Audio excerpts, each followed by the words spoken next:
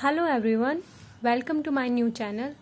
In this channel, we will discuss about biological classification. This is a chapter from class 11th. So, let's start. Okay. सबसे पहले हमें पता होना चाहिए कि बायोलॉजिकल क्लासिफिकेशन होती क्या है. तो बायोलॉजिकल क्लासिफिकेशन का मतलब होता है कि किसी भी चीज को सिस्टमैटिक वे में अरेंज करना.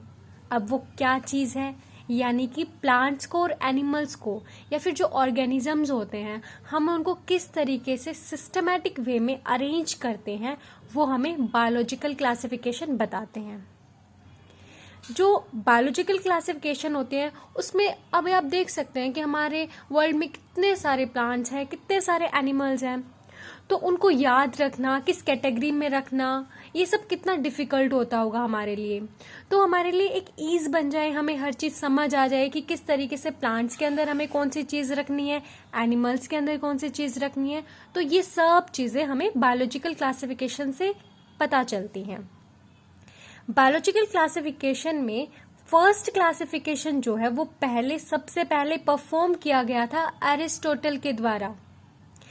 उन्होंने क्या किया था कि लिविंग ऑर्गेनिजम्स को दो कैटेगरी में डिवाइड किया था. एक था एनिमल और दूसरा था प्लांट्स. एनिमल्स और प्लांट्स को, लिविंग ऑर्गेनिजम्स को इन दोनों कैटेगरीज में डिवाइड करने के बाद उन्होंने एनिमल्स के अंदर दो तरीके से डिवाइड किया कि अगर किसी एनिमल के अंदर रेड ब्लड सेल्स हैं तो उसे हम इनीमिया कहेंगे, और अगर किसी एनिमल के अंदर रेड ब्लड सेल्स अब्सेंट हैं या रेड ब्लड सेल्स हैं वो प्रेजेंट नहीं है तो उसे हम एनीमिया कहेंगे. और प्लांट्स के अंदर उन्होंने 3 डिवीजन किए थे कि हर्ब्स, श्रब्स और ट्रीज के अंदर. हर्ब्स होते हैं बिल्कुल छोटे पौधे, ठीक है, और ट्रीज होते हैं बहुत बड़े पौधे, और जो बीच वाले होते हैं उसे हम श्रब्स कहते हैं. तो इस तरीके से एरिस्टोटल ने हमें प्लांट्स और एनिमल्स को कैटेगराइज करके बताया. जो सेकंड क्लासिफिकेशन आता है जिसे हम कहते हैं 2 किंगडम क्लासिफिकेशन, वो दिया गया था कार्लस लीनियस के द्वारा. इन्होंने प्लांट और एनिमल को कैटेगराइज किया था. एनिमल्स को उन्होंने प्रोटोजोआ, वर्टिब्रेट्स और इनवर्टिब्रेट्स के अंदर क्लासिफाई किया था, और प्लांट्स को bacteria, algae, fungi, bryophytes, pteridophyte, gymnosperm and angiosperms के अंदर क्लासिफाई कर दिया था. और यही कार्लस लीनियस का 2 kingdom classification, this is 2 kingdom classification, tells us about the how organisms are unicellular or multicellular, eukaryotes and prokaryotes, photosynthetic and non-photosynthetic, green algae and more. इन सब चीजों के बारे में कार्लस लीनियस ने हमें बताया था. So, the third kingdom classification is given by Ernest Haeckel and it's based on कि कोई ऑर्गेनिज्म है वो यूनिसेलुलर होगा या मल्टीसेलुलर होगा.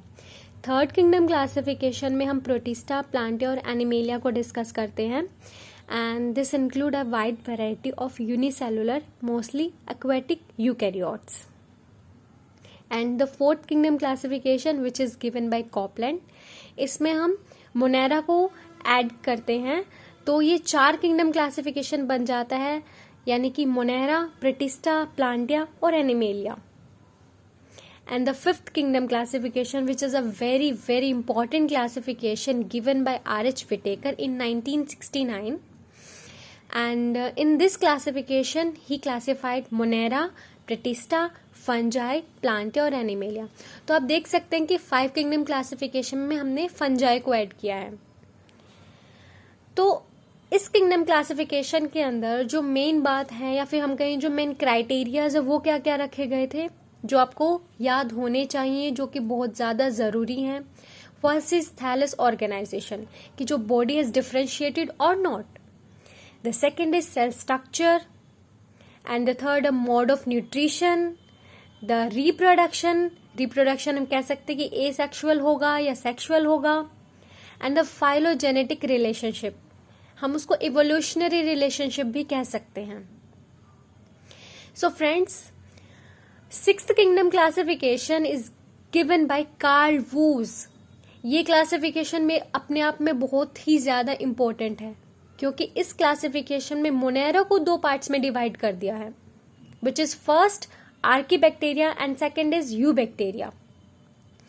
आर्कीबैक्टीरिया और यू बैक्टीरिया में जो सबसे ज़्यादा हम कहें कि इन दोनों को कौन क्या चीज़ अलग बनाती है, वो होती है उनकी सेल वॉल का कंटेंट। यू बैक्टीरिया की जो सेल वॉल होती है वो पेप्टिडोग्लाइकन की बनी होती है, जबकि आर्कीबैक्टीरिया की पॉलीसैकेराइड स्यूडोम्यूरिन की बनी हुई होती है। आज हमने बायोलॉजिकल क्लासिफिकेशन का जो इंट्रोडक्टरी पार्ट है वो डिस्कस किया, जिसमें हमने किंगडम्स फर्स्ट किंगडम से लेके 6th किंगडम क्लासिफिकेशन को डिस्कस किया, which is based on full of NCERT।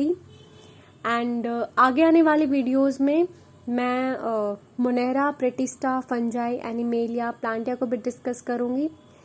अगर आपको मेरी वीडियो पसंद आई है तो इसे लाइक करें, शेयर करें और सब्सक्राइब करें। And thank you for watching. Bye.